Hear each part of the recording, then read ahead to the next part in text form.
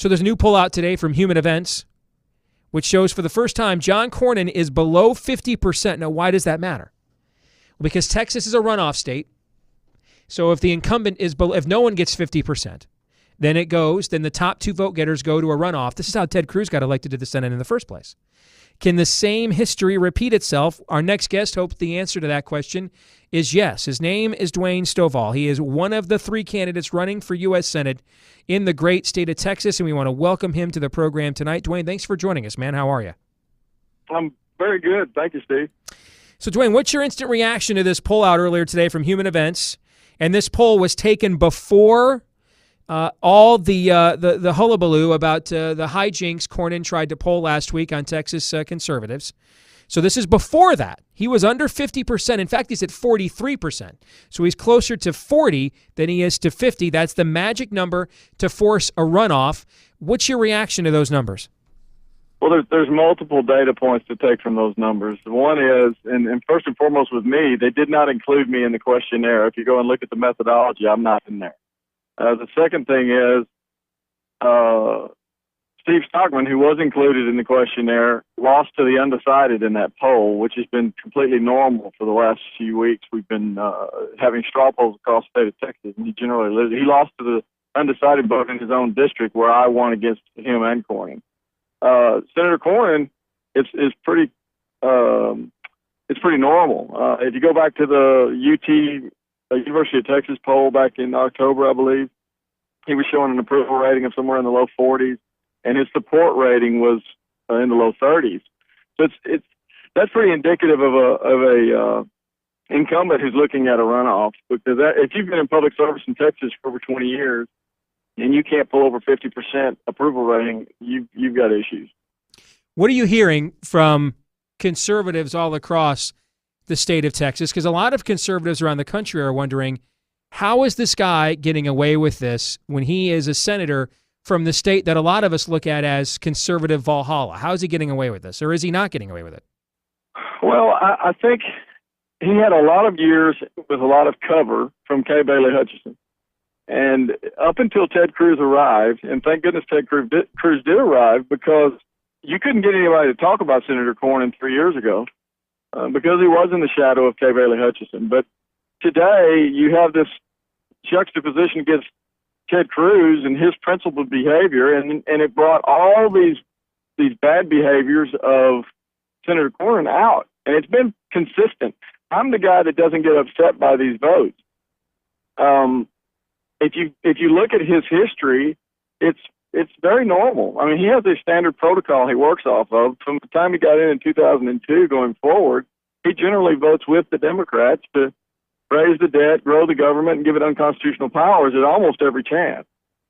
It's very opportunistic the way Senator Cornyn behaves. He voted against the debt ceiling in 2007 in November or September, with a primary election for him coming up in March of 2008. And he does his standard thing. He votes against the debt ceiling when it was a good moment to do so. He goes in and tells us in Texas, hey, I'm conservative just like you. He gets reelected in March. Literally 3 weeks later, he votes to increase the debt again. So this is very normal for him. I like that everybody's getting so emotional about him, but this is status quo. He's not a conservative representative of Texas, not in any way, shape, or form. In fact, what you just described, he did that on Obamacare too. He voted for cloture to stop Cruz's attempt to defund that, and then turned around and voted against funding it. And tried the same scam that time. How dumb does he think you guys are down there in Texas? He must think you're really stupid. I think it's indicative of his disconnect. He is so disconnected from Texas. He did an interview, which this is another half of the issue I have with Senator Cornyn. He did an interview with NPR in 2009, I believe, and he literally said that he rarely hears anything about NSA issues or liberty issues in Texas. He always hears those issues of encroachment in Washington, D.C., and that he believed that Texans were willing, now understand what I'm going to tell you, Texans were willing to give up some of their liberties in the name of security. And when I heard that, I almost did a cartwheel. not this Texan. I am ready to live a hazardous-free life. I do not want to be chained up and told I'm secure. So, yeah, I think he's completely disconnected from Texas. He really feels like, it looks as though he feels like he doesn't understand why we're upset. Well, the fact is, we all know you can't perpetuate this behavior. You cannot continue this empire of fiat currency and debt. You can't continue it. It will harm us.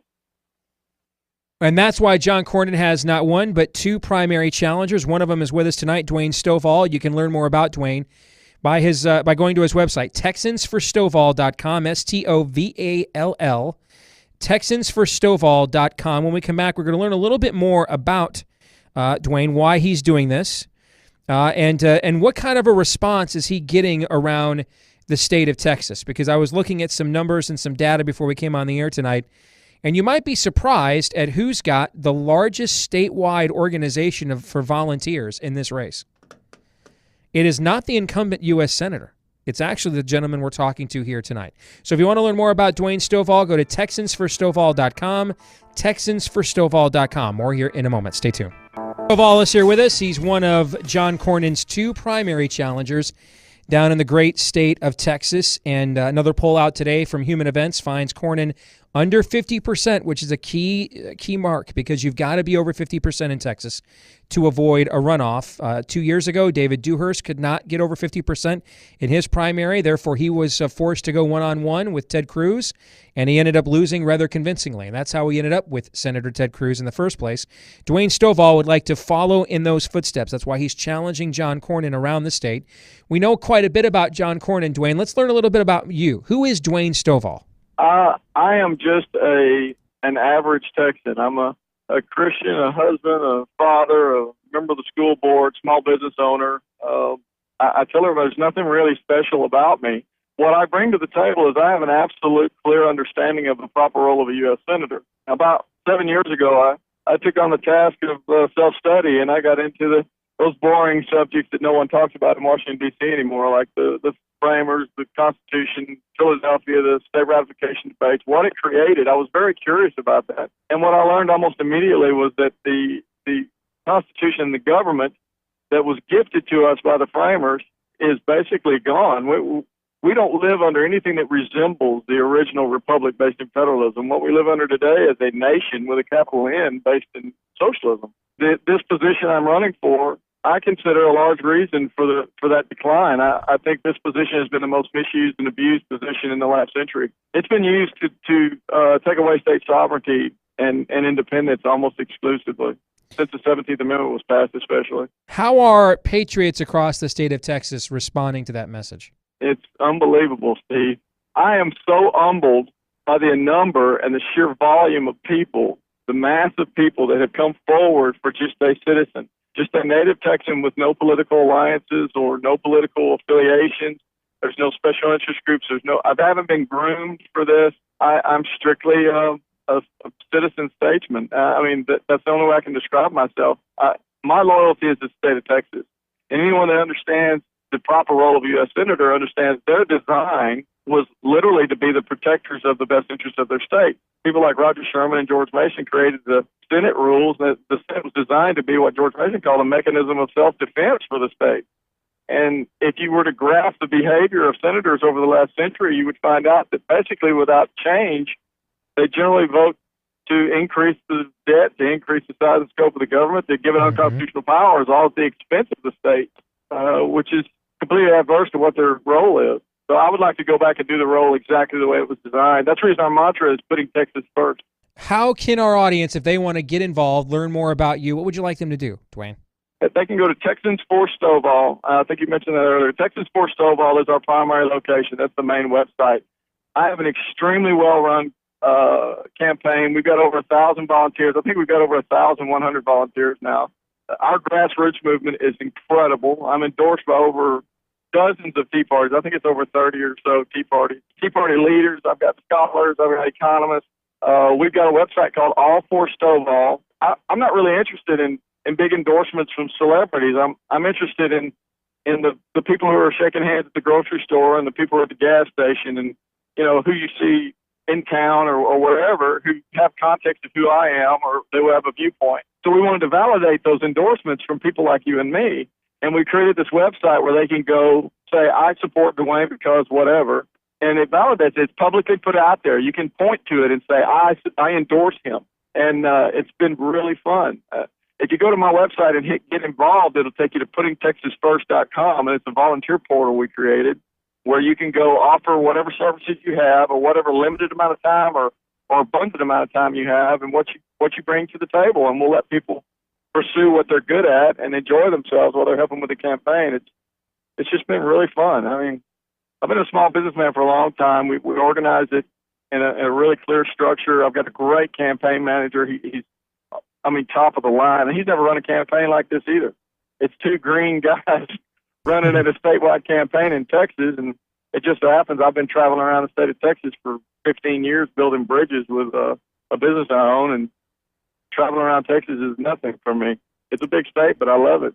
Your story is not unique. There have been a lot more candidates like you these last few years. So the bad thing is that what's bringing you out is you're seeing your freedom and liberty threatened unlike ever before.